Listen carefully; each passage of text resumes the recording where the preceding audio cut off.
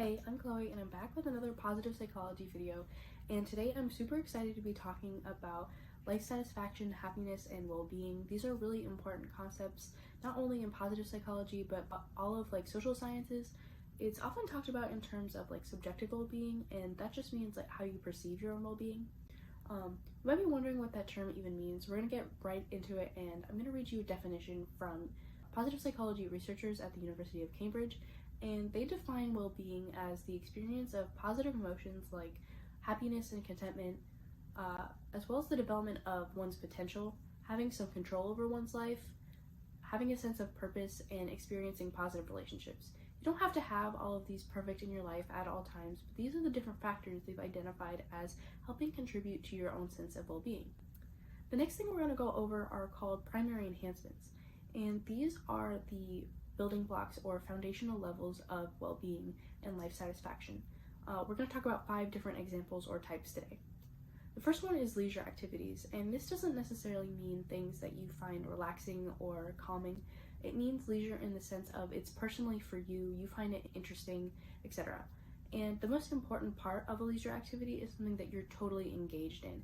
It's something that you find fascinating or you want to learn more about. You're internally motivated to learn more about it or complete it, whatever the task involves.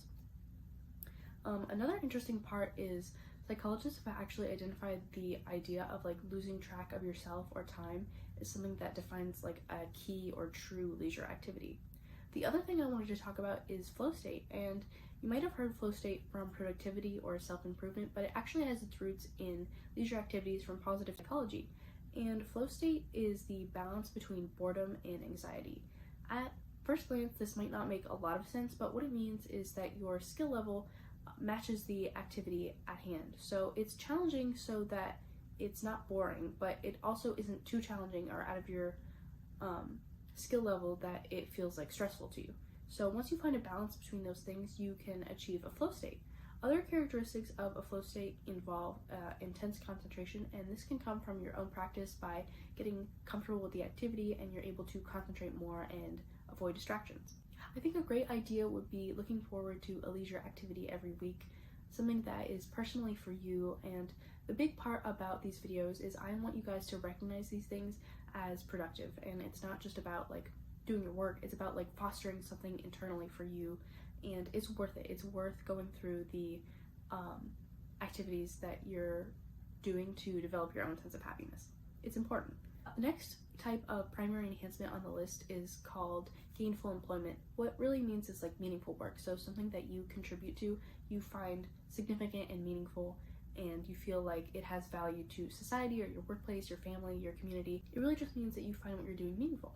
And this can be from your job that you go to every day, but it also can be from being involved in your community and helping people in that way, something that matters to you. And really that can be different person to person. The next type of primary enhancement on the list is called savoring, and this is an interesting term from positive psychologists, but it's divided into 3 different types. The first type is anticipating, the next is prolonging or enhancing, and the last is reminiscing. And these terms are probably familiar to you, so that's great.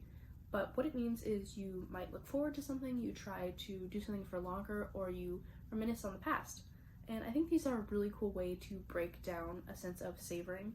But what that really means in your day-to-day life is you look forward to something, or an example of prolonging savoring would be you're hanging out with your friends and you want to stay longer. It's cool to recognize that that is actually fostering a sense of well-being in your life.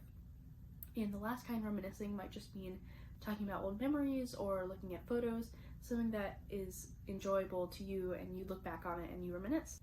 I think a cool way to employ this in your day-to-day life would be trying to look forward to an activity, ideally a leisure activity, every week. So maybe you're trying out a few different things. You want to do projects or read, take a walk every day in the afternoon. It just has to be something that you look forward to and is for yourself, and that would count as a great leisure activity as well. The next type of primary enhancement is actually called a sense of being, and this is a little bit more abstract and nebulous, but for positive psychologists this might mean that you are being more mindful and conscientious of your role in society and your community. You reflect on how your actions and your contributions really affect other people in your life, other parts of your life, And I think that this is a really interesting concept. It's introspective and being more grounded and aware of your surroundings and other people in your life in terms of like your sense of being is a great way to foster your sense of well-being, according to positive psychologists. The last one on the list of primary enhancements is called building positive relationships, and this is also self-explanatory, but I wanted to take time for you guys to recognize that devoting energy and effort towards maintaining maybe a friendship or connecting with a family member is a valuable use of your time, and it is worth it to work on your own sense of well-being and happiness. So don't forget to dedicate however long you need to feel connected and established in a support network of people to build positive relationships. Maybe I relate to this as a college student, but a little caveat here is not to depend on other people for your happiness. We just talked about a bunch of other ways, primary enhancements that you can use in your daily life without other people necessarily, so don't feel like you have to depend on others for your own happiness. In addition to primary enhancements, there's also secondary enhancements. So these are peak life experiences, helping other people in the arts. A little bit of a diverse mix of supporting or secondary enhancements that you can use to build your own life satisfaction and well-being. The first one, peak life experiences, might be something like a wedding or graduation, something that gives you a really large sense of fulfillment in your life. And that makes sense, right? So it contributes to your own happiness by feeling fulfilled, it gives you value and a sense of meaning and purpose. The next is helping other people, and this also makes sense because you're able to see your actions contribute to meaning in someone else's life. And that also gives you a sense of purpose, drawing back to that definition we talked about earlier. So that might be just a little act of kindness that you see your direct impact on in your daily life. And the third is the arts. So engaging in any kind of creative project is going to be an awesome way to devote time and energy towards fostering your own sense of well-being. And I think it's really awesome that positive psychology researchers have identified that the arts itself, so drawing, painting, music, dance, poetry, really anything that is creative for you, any creative project is a way that you're going to be able to develop your own sense of well-being. So don't hesitate to put time and energy towards that as well. I hope that these examples and tips were helpful and that you get some ideas to implement it in your daily life and really grow and foster your sense of well-being. I know that it's been a challenging time for a lot of people right now.